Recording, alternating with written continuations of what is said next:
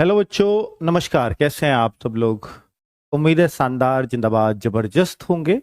और UP police भर्ती से संबंधित ये वीडियो आप सभी को देखना क्यों इम्पोर्टेंट है, वो वीडियो को शुरू करते ही आपको पता चल जाएगा। क्योंकि बच्चे, इसमें बहुत सारी ऐसी जानकारी है जो परीक्षा से पहले आप सब बच्चों को देख लेनी चाहिए। और यूपी पुलिस एक बहुत ऐसी तैयारी देने वाला करवाने वाला एग्जाम है कि जैसे आपने जिसके लिए जी जान लगा दी है। और इस चैनल ने आपको हर वो चीज तैयारी के लिए दी है कि भाई आपने नोट्स मांगे हों, आपने क्लासेस मांगी हों, जो भी कुछ, चाहे वो पेड में हो चाहे वो फ्री ऑफ कॉस्ट हो, बिल्कुल भी कोताही ऐसे नहीं बरती गई है कि भाई ये पेड वाले बच्चों को देना है या ये फ्री वाले बच्चे को देना है। सब कुछ जो भी हम आपको एग्जाम के लिए जितना भी तैयार कर सकते थे, हमने ऑलमोस्ट आपको उतना तैयार कर दिया है। तो आपको अपनी तैयारी पे अब भरोसा रखने की जरूरत है बच्चों। आपने जो पढ़ा है वो बहुत शानदार पढ़ा है और सबसे शानदार पढ़ा है, लेकिन उस शानदार को पढ़ने वाले आप में से बहुत सारे लोग हैं, इसलिए कंपटीशन भी हेल्दी होगा। क्योंकि बहुत सारे बच्चे आप में से आरडब्ल्यूए से ही जुड़े हैं और तैयारी कर रहे हैं। चलिए अब देखते हैं बच्चों कि एग्जाम में आपको क्या लेकर के जाना है। इस पर भी वीडियो बनाया है। ये खुशखबरी क्या है कि भर्ती बोर्ड ने कल एक नोटिस निकाला शाम को, रात को। तो भैया उससे बहुत सारे बच्चों की समस्याएं सॉल्व हो गई हैं, क्योंकि लगातार बच्चे परेशान थे और लगातार हमारे पास भी आ रहे थे कि सर ये अब क्या करें, अब कैसे करें, क्योंकि हम करेक्शन कर नहीं पाए, साइबर कैफे वाले ने ये कर दिया वो कर दिया। तो बहुत सारी समस्याएं थी। तो इसके लिए भर्ती बोर्ड बच्चे गए भी थे। खुद मेरे गांव के 3 लोगों की एंट्रियां गलत थी बच्चों की। तो वो भर्ती बोर्ड पे पिछले जो है 3-4 दिनों से थे। तो कल जब उनसे ये बात पता चली कि भैया ये नोटिस निकल गया है, तो बहुत खुशी की लहर दौड़ पड़ी और उनको एग्जाम में बैठने का मौका मिल पाएगा। तो भर्ती बोर्ड का इस बात के लिए थैंक यू। आगे बात कर लेते हैं कि भैया एग्जाम सेंटर पर के क्या लेके जाना है और वो नोटिस कौन सा है जिससे सभी में एक खुशी की लहर दौड़ी है। तो भैया वो ये है जिसमें ये साफ साफ बोला गया है कि, और ये इंस्ट्रक्शंस दिए गए हैं जिलाधिकारियों को हर जिले के, और ये सबके पास ये नोटिस पहुंच गया है कि किसी भी बच्चे की किसी भी एंट्री में दिक्कत है, चाहे वो नाम में हो, चाहे वो डेट ऑफ बर्थ में हो, चाहे वो जेंडर में हो, जेंडर मतलब मेल फीमेल भर गया है किसी से गलती से, या ऐसी कोई भी प्रकार की एंट्री हो, या कोई फोटो ही किसी ने गलत लगा दिया है। बच्चों इसमें ऐसा केस बहुत निकल के आए थे, क्योंकि देखिए जब करेक्शन कर रहा था ना बच्चा, और शायद भर्ती बोर्ड को इस बात का पता भी चला कि इसीलिए शायद उन्होंने मौका भी दिया, क्योंकि वरना करेक्शन के बाद कोई मौका नहीं देता ऐसे। तो उसमें क्या था कि किसी बच्चे की किसी को आईडी और पासवर्ड पता है। तो क्या है, आईडी पासवर्ड पता लग गई, तो वो क्या है, फॉर्म भर दिया, बच्चे ने देखा मेरा फॉर्म बिल्कुल परफेक्टली भरा है, कोई टेंशन नहीं, तो वो करेक्शन पे उसने ध्यान ही नहीं दिया। अब किसी कोई मतलब ऐसा है सामाजिक तत्व उसके साथ का कोई बच्चा, और वो ऐसी हरकत कर देता है कि भाई इसको तो एग्जाम में बैठने ही नहीं देना। तो करेक्शन खुले, उसने उसके आईडी पासवर्ड डाले उस बच्चे के, और उसमें फोटो की किसी की जगह कुछ लगा दिया या उसके नाम में गलती कर दी। तो ऐसे वो 2-3 जो बच्चे तो मैंने अपने गाँव के बताए, तो वो ऐसे इस कहानी को बता रहे थे मुझे। तो मैंने बताया भाई अब तो करेक्शन की डेट भी जा चुकी है, तो अब तो कुछ नहीं हो सकता।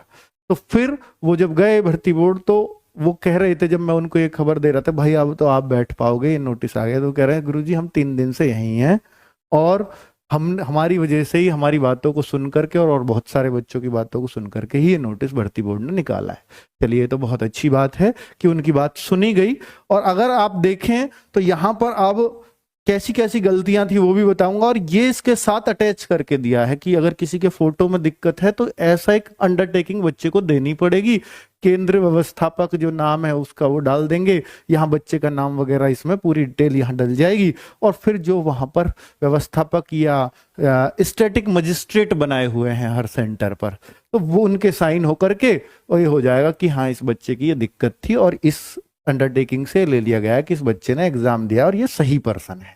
इसके लिए ये चीज की गई है बच्चों। तो गलतियां कैसी थी, जैसे देखिए एक तो बात आप जान लीजिए कि आपको जो एग्जाम में जाना है 3 से 5, जैसे इस बच्चे की शिफ्ट है तो 1 बजे रिपोर्टिंग टाइम है। सोचो 2 घंटे पहले बुलाया गया है, तो 2 घंटे पहले मान लीजिए आपका सुबह में एग्जाम है 10 से 12, तो आपको जो एंट्री शुरू हो जाएगी वो हो जाएगी सुबह 8 बजे से, और 9:30 बजे बिल्कुल बंद हो जाएगी। एंट्री लिख भी रहा है भैया, जैसे 3 बजे का एग्जाम है तो 1 बजे से तो आप एंट्री शुरू कर सकते हो, और 2:30 बजे गेट क्लोज हो जाएगा। 2:30 बजे के बाद किसी की एंट्री नहीं होगी। तो ऐसा ना मान के जाएं, क्योंकि सेंटर आपके आसपास ही है, कि 3 बजे का एग्जाम है तो भैया मैं आराम से 2:30 बजे निकलूंगा घर से, 10 मिनट की दूरी पे आराम से पहुंच जाऊंगा, पैदल भी जाऊंगा तब भी पहुंच जाऊंगा। पर 2:30 बजे के बाद तो आप एंट्री नहीं कर पाओगे। तो गेट क्लोजिंग के टाइम से को ना देखें, आप रिपोर्टिंग टाइम पर पहुंचने का प्रयास करें, उससे आपका दिमाग शांत रहेगा, वो अच्छी चीज रहेगी आपके लिए। बच्चों क्या लेकर के जाएं इस बात पर बाद में आऊंगा, पहले दिखा देता हूं कि गलतियां कैसी कैसी हो रही हैं। तो देखो, जैसे इस बच्ची ने मेल डाल दिया था, ये स्टेटस में शो किया मेल, हालांकि एडमिट कार्ड पे मेल फीमेल कहीं नहीं आ रहा, पर ये स्टेटस भैया इसके फॉर्म में गलत भर गया था। इस बच्ची ने माना कि सर ये फॉर्म में गलती थी मेरे, मैंने करेक्ट नहीं कर पाई। तो इन बच्चों को विशेष फायदा होगा अब इन इंस्ट्रक्शंस का जो अब कल आए हैं। जैसे इस बच्चे का देखो, इसमें क्या गलती है, कैंडिडेट फुल नेम में यादव डाल दिया, candidate first and last name में पलक डाल दिया। अब ये पलक यादव है तो भैया ये कैसे फॉर्म कैसे दे पाती, नहीं तो एग्जाम। तो अब ये आराम से दे पाएंगे। किसी किसी बच्चे की जगह फोटो ही दूसरा आ रहा है, तो वो, और फॉर्म में देख रहा है बच्चा मैंने तो सही फोटो लगाया है, तो वो किसी असामाजिक तत्व ने आपका करेक्शन कर दिया है फोटो में, किसी ने आपका फॉर्म में करेक्शन कर दिया, दूसरा फोटो लगाया ताकि इसका नंबर ही ना है। तो ऐसे लोग गांव के ही होते हैं भाई, गांव का एक की दूसरे की टांग खींचने वाले। तो उस तरह की चीजों से अब आपको जूझना नहीं पड़ेगा, ये बहुत अच्छी बात है। लेकिन आपको क्या लेकर के जाना है, आपको अपना आधार कार्ड, पैन कार्ड, भैया जो भी आप पे आईडी हो वो ले जाना, साथ में अपना फोटोग्राफ भी लेकर के जाना ओरिजिनल, और एक अंडरटेकिंग जो है वो भी आपको लेके जानी पड़ेगी। अंडरटेकिंग मत भी लेके जाओ, वो वहां मिल जाएगी, वो वहां भरवा लेंगे आपको। अंडरटेकिंग कौन सी है, ये अंडरटेकिंग ही थी जो इस फॉर्म के साथ आई है, इसी को अंडरटेकिंग बोला गया है। ठीक है, चलिए अब बात कर लेते हैं जनरल इंस्ट्रक्शंस और क्या है जो सभी को फॉलो करने हैं। कि आधार कार्ड, पैन कार्ड, इनमें या पासपोर्ट या डीएल या वोटर आईडी, कोई भी फोटो पहचान पत्र जिसमें आपकी डिटेल एकदम परफेक्ट हो, जिसमें आपका फोटो एकदम से पहचान में आ रहा हो। ऐसा ना हो वोटर आईडी बनी है आपकी 10 साल पहले पुरानी, बच्चे से आ रहे हो आप, या 5 साल पुरानी, आपको शकल पहचान में नहीं आ रही तो दिक्कत होगी। तो आप ऐसा आईडी लेकर के जाना जिसमें आपके फोटो में मैचिंग हो रही हो। अब आप क्या हो, सर मैंने अब दाढ़ी बढ़ा रखी है, उस टाइम नहीं थी, तो भाई कटवा लो, क्या दिक्कत है, दाढ़ी कटवाने में कितना लगता है, नहीं तो एग्जाम से दिक्कत हो जाएगी। तो अपना फोटो मिला जुला ही लेकर के जाना। तो आगे हार्ड कॉपी लेकर के जाना, और इसकी है ना, कोई ये नहीं फोन में दिखा लगो कि फोन तो अलाउ ही नहीं है। अब एडमिट कार्ड तो आपको लेकर ही जाना है, और काला या नीला बॉल पेन भी आपको अलाउ है अंदर ले जाना। तो ये 3 चीजें हैं जिसको आप अंदर लेकर के जा सकते हो। काला या नीला बॉल पॉइंट पेन ये जरूर लेकर के जाएं, वरना वहां पूछते डोलोग भाई किसी के पास पेन है, तो कम से कम 2 पेन लेकर के जाएं, और दोनों एक ही कलर के लेके जाएं। कई बार बच्चा होता है नीला ले आया, एक काला भी ले आया, आधे गोले नीले पे आधे काले पे, तो वो अच्छी चीज नहीं है। हालांकि कोई दिक्कत भी नहीं है, पर एक से रंगे तो ज्यादा अच्छा है। कल को कोई दिक्कत हो गई तो दिक्कत हो जाएगी आपको बड़ी। ठीक है, तो वो सारे इंस्ट्रक्शंस वैसे तो एडमिट कार्ड पे इन लोगों ने सब कुछ लिख दिया है, आप इसको एक बार पढ़ेंगे, उसी को देख करके ही मैंने ये लिखे हैं पॉइंट्स। ठीक है, चलो अब और आगे की मैं बात करूं तो पेपर कैसे अटेम्प्ट करें, ये बच्चों को बहुत बड़ी समस्या है कि सर किस सब्जेक्ट को पहले करें, किस सब्जेक्ट को कितना समय दें, ये अपने आप में बच्चों की प्रॉब्लम बनी हुई है। तो बच्चों देखो, जैसे आपके पेपर में चीजें आएंगी, जीएस आएगी, हिंदी आएगी, और रीजनिंग आएगी, और मैथ्स आएगा। ठीक है, यही तो चीजें आनी है। तो अब आप एक काम करें, अब बच्चों मैं आपको ये कहने लगूं कि भैया ये पहले करो वो पहले करो, ये नहीं है कि इस क्रम में आएगा पेपर। हो सकता है पहले रीजनिंग आए, हो सकता है पहले मैथ्स आए, हो सकता है पहले हिंदी आए, उससे मत दिक्कत लो आप। ठीक है, कुछ भी आ सकता है पहले, वो अभी नहीं पता। तो आपको क्या करना है एग्जाम में बच्चों, कि ऐसे दिमाग काम करता है कि सर पहले ना जीएस हिंदी को चटका लेता हूं, ये जल्दी हो जाएंगी, फिर आराम से इनमें लगा रहूंगा।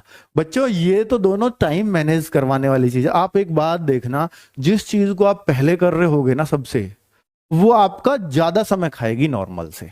मान लीजिए कि आप जैसे जीएस को कर रहे हो, मैं एक एग्जाम्पल दे रहा हूं क्योंकि ये फेस किया है बच्चों ने। तो जैसे मान लीजिए जीएस में आते हैं आपके 38 क्वेश्चन, हिंदी में आते हैं आपके 37 क्वेश्चन, दोनों को मिला के होते हैं 75 क्वेश्चन। अब बच्चा क्या सोचेगा कि भैया इन दोनों पे कर लेता हूं, और बच्चे ने कहा कि मैंने तो 50 मिनट ले लिए और 50 मिनट में 75 कर दिए, मैं तो बहुत बढ़िया चल रहा हूं। क्योंकि बच्चा क्या सोच रहा है कि 50 मिनट 75 क्वेश्चन, अब 50, अब टाइम बहुत रह रहा है, 75 क्वेश्चन ही बच रहे हैं और मेरे पास टाइम रह रहा 70 मिनट। तो बच्चा क्या सोचेगा, यार 70 मिनट रह रहे हैं तो अब इन दोनों को कर लेता हूं 70 मिनट में, अब मुझे क्वेश्चन 75 ही करने हैं। तो भाई ये देखो अभी रह किसके रहे हैं, वो रीजनिंग और मैथ्स के। तो इस तरह की स्ट्रेटजी ना अपनाएं और ऐसे खुश ना हो कि आपने तीर नहीं मारा जीएस और हिंदी को करके, इसको तो सभी कर लेते हैं इतनी देर में। इतनी देर में नहीं, बहुत कम देर में। बच्चों जब आप शुरू में करते हो तो नॉर्मल से ज्यादा टाइम लेते हो, वैसे मेरा अनुमान यह है कि इसको ज्यादा से ज्यादा 10 से 12 मिनट में किया जाना चाहिए, और ये जो है इसको भी ज्यादा से ज्यादा 12-13 मिनट में कर लेना चाहिए बच्चे को, तो टाइम कम नहीं पड़ता। अब आप सोचोगे कि सर 12-13 मिनट क्या मैं टाइम देखता ही रहूं, बार बार करता ही रहूं? नहीं नहीं, ऐसा नहीं। देखिए मैंने आइडियल टाइम बताया और हम ऐसा टाइम दे भी रहे हैं आपको, किसमें, आपके जो मिनी मॉक ले रहे हैं ऐसा ही टाइम दे रहे हैं, वो बिल्कुल एक्यूरेट टाइम दे रहे हैं हम उस तरह का कि भैया इतना ही बच्चे को टाइम लगाना चाहिए। पर बच्चे ये दिमाग में तब आएगा, देखो अगर मैं आपसे बोलूं कि भैया ये शुरू में कर रहे हो तो फिर आप ऐसा करना कोशिश कि ये ऐसा हो कि आधे घंटे से पहले पहले दोनों को निपटाना है, तो ठीक है। अगर आप इनमें से शुरू को करना चाहते हो करो, लेकिन ये टारगेट रखो कि आधे घंटे से पहले दोनों निपट जाएं। और बच्चों जीएस को पहले करने का इसलिए सेंस नहीं देता मैं, क्योंकि जीएस में ऐसा होता है कई बार कि ऐसे ऐसे क्वेश्चन आपको यूपी में देखने को मिलते हैं, पहले भी मिले हैं, कि इन्हें देख करके दिमाग खराब हो ही जाना है आपका। और एक बार अगर दिमाग खराब हुआ और दिमाग लगाने की चीज बचा रखी है आपने बाद में, तो खराब दिमाग से अच्छी चीजों को कैसे करोगे? तो इसलिए मैं जीएस को बहुत पहले करने की सलाह नहीं देता हूं।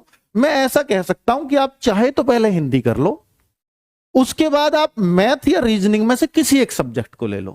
तो मैं पहला प्रीफरेंस आपको हिंदी का दूंगा, दूसरा प्रीफरेंस अगर मेरे अकॉर्डिंग चलना चाहो तो आप रीजनिंग ले लो, तीसरा प्रीफरेंस आप मैथ्स ले लो, और लास्ट प्रीफरेंस चूंकि जीके, भैया जीके के गिने चुने क्वेश्चंस मिलेंगे।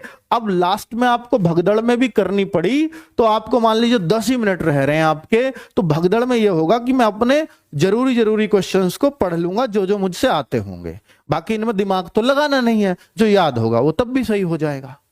ठीक है, तो ऐसा एक क्रम होना चाहिए बच्चों। इसमें ना एक चीज आएगी आपके सामने समस्या, कि जैसे रीजनिंग है तो रीजनिंग में आपको कुछ क्वेश्चंस बहुत ज्यादा इल्झा सकते हैं, क्योंकि आपको डर ये होगा कहीं ऐसा ना हो कि इनमें इल्झे रह जाए, इस तक पहुंचे ही ना हम। तो उसके लिए आप एक चीज अपनाओ कभी भी कि भाई आपका ऑफलाइन पेपर होने जा रहा है तो आप उस क्वेश्चन पेपर पे गोला करो, उस क्वेश्चन पे जो आपको दिखने में ही लंबा लगे, जो आपको लगे कि यह समय लेगा, तो आप उसको पढ़ने का प्रयास ही मत करो। यह सबसे बेस्ट रहेगा।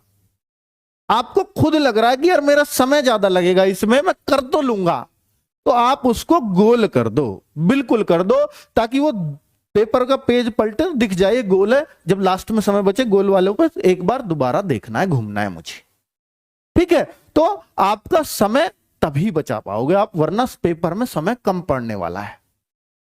अगर आप ये सोचो कि नहीं मैं एक बार में ये करना चाहूंगा कि जो होगा एक बार में ही होगा, नहीं तो फिर नहीं आना मुझे दोबारा, तो भाई आप ना बहुत समय लगा जाओगे किसी किसी प्रश्न पे, तो फिर आप फंस जाओगे पेपर में। ठीक है, तो इस चीज का विशेष ध्यान रखना। चलिए बहुत अच्छी बातें हैं, पर ये तभी अच्छी लगती है। देखिए मैं कुछ भी आपको समझा लूं, लेकिन पेपर जब करने बैठते हैं ना, हो सकता है वहां हमारा दूसरा ही दिमाग काम करता है। ये सब चीजें जो मैं बता रहा हूं, ये सारी चीजें तो दिमाग में नहीं रहेंगी उस टाइम पे। उस टाइम पे तो बहुत सारे और भी प्रेशर होते हैं, कैसा होगा एग्जाम, रिश्तेदार क्या बोलेंगे, ये क्वेश्चन गलत हुआ, अरे यार अब तो लगता है रिश्तेदार फिर ताने मार, ऐसी चीजें भी चलने लगती हैं दिमाग में। उनको मत चलाओ, उस टाइम सिर्फ क्वेश्चन चलने चाहिए आपके। ठीक है, बीच में आपको एक आपके जो कक्षा निरीक्षक हैं वो आपको बीच में परेशान कर सकते हैं, क्योंकि वो उत्तर पत्र जो आपका वो है प्रेजेंस एक सर्टिफिकेट आपसे फिल करवाएंगे, नाम फिल करो, यहाँ अंगूठा लगाओ, इस तरह से चीजें हो सकती हैं। तो भाई उससे परेशान मत होना, बोर्ड ने आपको 5 मिनट एक्स्ट्रा दिया है, उनसे सही कोऑर्डिनेशन करना, वो उनका काम है, वो करेंगे उसको। और 5 मिनट तो बिगड़ेंगे नहीं, ज्यादा ज्यादा 2-3 मिनट बिगड़ेंगे, लेकिन फिर भी बोर्ड ने आपको 5 मिनट एक्स्ट्रा दिए। आपके पेपर पे टाइमिंग देखो 10 बजे से 12:05 लिखा होगा, आपके पेपर पे दूसरे पे टाइमिंग देखो, दूसरी शिफ्ट वालों को 3 बजे से 5:05 तक का समय लिखा होगा। तो ये 5 मिनट एक्स्ट्रा इसलिए मिल रहे हैं आपको, ठीक है। तो कोऑर्डिनेशन के साथ चलना, ऐसे मत करना कि भैया आप नहीं यार मुझे परेशान मत करो, ये मत करो, वो मत करो, ये नहीं चलेगा, ठीक है। वो फिर आपके लिए ही तो आ रहे हैं आपके पास। दूसरी बात बच्चों ये है कि इस आंसर, ये OMR हमने बनाई है कि इस तरह की ऑलमोस्ट मिलनी चाहिए, पर एक अंदाजे से बनाई है, जो बोर्ड ने दिया था उस क्रम के हिसाब से बनाई है हमने। तो यहां पर एग्जाम परीक्षा कोड, हालांकि यहां गैप कर दे, गैप नहीं आएगा, तो उस तरीके से अनुक्रमांक यहां भरना पड़ेगा। अब कुछ बच्चे हैं जैसे ये 8 अंकों का है, मान लीजिए वहां 8 अंक आएंगे, वैसे तो 8 डिजिट का अगर अनुक्रमांक मेरे ख्याल से आपका 7 डिजिट का है, तो यहां भी 7 ही आने चाहिए। पर कुछ बच्चे सोचेंगे कि सर 7 नहीं आए, वहां डिजिट मान लीजिए ये 8 का, वहां 8 आ गए और हमारा 7 का, तो हमें इधर से भरने चाहिए, इधर से। भैया देखो जैसे 7 5 4 3 2, मैं क्या कहना चाह रहा हूं, ये आया आपका, मान लीजिए रोल नंबर है, ये लीजिए 7 डिजिट का, 75 43 256, 75 43 256। अब ये कॉलम खाली बच जाएगा आपका, तो बच जान दो, इधर से मत भरो, उधर से ही भरो। आप कुछ लोग कहते मिल जाएंगे आपको कि इधर से भरो, वैसे उसमें भी कोई दिक्कत नहीं है, पर जीरो वीरो मत लगाना अपने पास से कुछ भी, ठीक है। तो ऐसे हालांकि जितने भी मैंने एग्जाम देखे हैं सब में एग्जैक्ट संख्या ही आती है, पर फिर भी एक आध अगर कॉलम एक्स्ट्रा हो तो इधर से ही अपना फिल करो, अगर बचेगा तो कोई बाद में बच जाएगा, ठीक है। कंप्यूटर उन्हीं को पढ़ेगा जो आपने गोले फिल करे हैं। कंप्यूटर ये पढ़ेगा अगर 7 काला है तो 7 पढ़ेगा, इसको 5 काला है तो उस लाइन में 5 को पढ़ेगा, तो तब भी रोल नंबर तो वही निकल के आएगा आपके सामने, ठीक है। गोले काले करने में गलती ना हो जाए, इस बात को ध्यान रखना। अगर गोले एक बार गलत काले हो गए फिर कोई नहीं बचा सकता आपको, ठीक है। तो इनको बड़े ध्यान से भरना, इसमें चाहे आपका 1-2 मिनट पेपर के ही एक्स्ट्रा लग जाए। मान लो ये पहले मिली है और पेपर की घंटी बज गई, अब आप इसको जल्दी जल्दी गलत कर दो, फिर उस पेपर को करने का कोई अर्थ नहीं है आपका, क्योंकि गलती तो आपने कर दी। तो इसको बड़े ध्यान से भरना, ठीक है। तो इस तरह से आएगा, हो सकता है अभ्यर्थी का हस्ताक्षर हमने यहां दिए नीचे आ जाए, तो वो आप अपने हिसाब से देख लीजिएगा जिस तरह से आए। तो और प्रश्न पुस्तिका क्रमांक ही आपको पेपर से लिखना होगा, अनुक्रमांक ही आपके एडमिट कार्ड पे लिखा होगा। तो इसको एक बार भर के देख लेना, ये OMR मैंने सबको भेज दी है, अपने व्हाट्सएप चैनल पे मैंने सबको भेजी हुई है, वहां से एक बार निकाल के एक बार भर लेंगे तो अच्छी चीज हो, ठीक है। चलिए बच्चे, नमस्कार, धन्यवाद।